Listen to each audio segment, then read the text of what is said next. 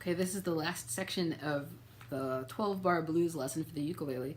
And we've talked about the form of a 12-bar blues and how to strum it, and we've tried a couple of different keys. So the last thing I want to talk about is what's called a blues turnaround. And a turnaround is a little lick that you can play at the end of your 12-bar blues form that makes it sound extra bluesy, or it signals to the listener that, like, we're gonna end, or like this is the end of the form. Also, it just sounds kind of cool, and it's like a fun trick you can show off. So remember our 12-bar blues in A. This was the format, and if you want to pause the video and copy these down, you can go ahead and do that now. This is our chord chart for a 12-bar blues in A. When we get to the end, we've got bars, let's see, 8, 9, 10, 11, and 12. A turnaround happens kind of in bar 11 and 12. Let me play this for example, just so you can kind of check out what I'm talking about. So the last line of our 12-bar blues sounds like this. E7 to D7 to A to E7. And I could go back to the top if I want to.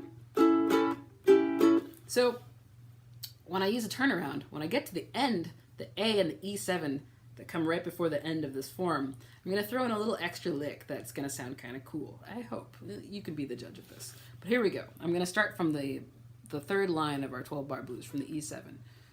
1, 2, 3, 4.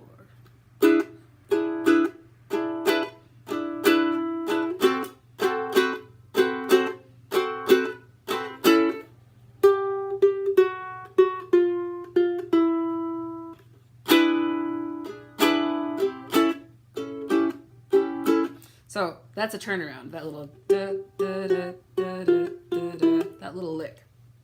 And that rhythm is really like kind of iconic for a blues turnaround. And there's lots of different notes that you can play there, but that rhythm is really important. And here's how that rhythm falls. I've been counting our blues strumming pattern like this. I've been going 1 and 2 and 3 and 4 and maybe only down strumming on the 1 and the like sort of the outer side of that three beat chunk. 1, 1, 2, 3, 4, 1, 2, 3, 4. So the turnaround kind of works in that space as well. Here's how it works. When I get to my 11th bar of my 12-bar blues, which in this case is A, I'm going to rest on beat 1. I'm going to go 1, 2, 3, 4, 1, 2, 3, 4. So it's very syncopated. So we have this E7 coming in a space where normally there's not like a very strong musical moment. You wouldn't necessarily have to strum there. That's kind of where an upstrum would happen. But in this case, we're going to play our E7 there. So follow along with me. The last line, or the last 2 bars of our 12-bar blues, where this turnaround lives. So we're on our A bar. We're going to go 1, 2, 3, 4, 1, 2, and what I'm playing is this. I'm playing the 3rd fret of my E string. 3, 3, 2, 2, 1, 1, open. All of this is on the E string.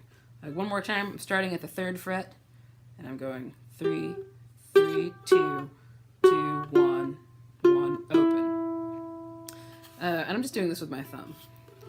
And then when I get to the 12th bar, I'm going to wait on my chord until I get to the of beat 2. 1, 2, 3, 4. One more time, that's 1, 2, 3, 4. It takes a little practice to nail it because it's a very specific spot, but that's what gives it that bluesy turnaround flavor. You don't have to play just that. There's some variations you can do on the turnaround. You could try this. So I'm going to basically play the same thing, 3, 2, and 1 on the E string. But in between every one of my E string notes, I'm going to just pluck the open A string. And so I'll use these two fingers. I'll use my pointer finger and my thumb so that I can pluck the E string with my thumb and the open A string with my pointer finger.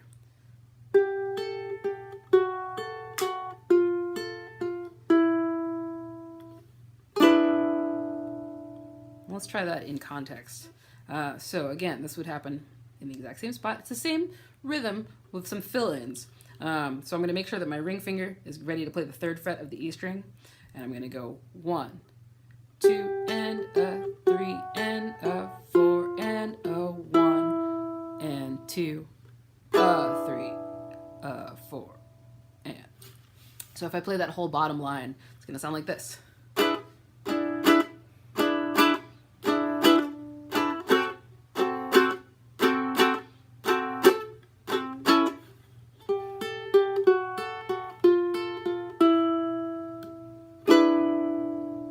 Right? It's pretty cool. It's a little more filled in, but it still lives in that same rhythmic space. So the last turnaround that I'll talk about is it's the same idea as this last one where we filled it in with the alternating open notes, but it's got a couple extra notes in there to kind of give it some harmony. So I'm going to start, instead of playing my 3, 3, 2, 2, 1, 1, using my ring, middle, and pointer fingers, I'm going to start on 3 with my pointer finger, and I'm going to grab the 4th fret of the C string with my middle finger. If I pluck those two together, it sounds like this. It's a nice harmony. And then when I slide down 1 fret, so now I'm on 2 and 3. I went from 3 and 4 to 2 and 3 to 1 and 2 to 1 and 0. So what I'm doing is I'm just filling in the harmony.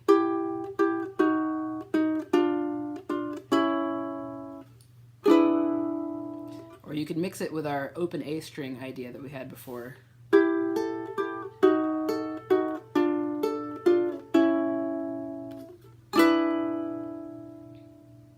So when I put this in context with the bottom line of our 12-bar blues, it's going to sound like this, starting from the E7 on the 9th bar of our 12-bar blues. Here we go.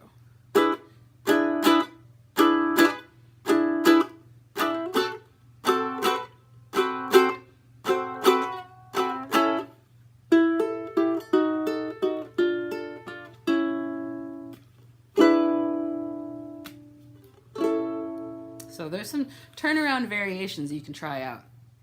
And anytime you're playing this 12-bar blues in A, try a different turnaround, see how it sounds. All right, have fun practicing.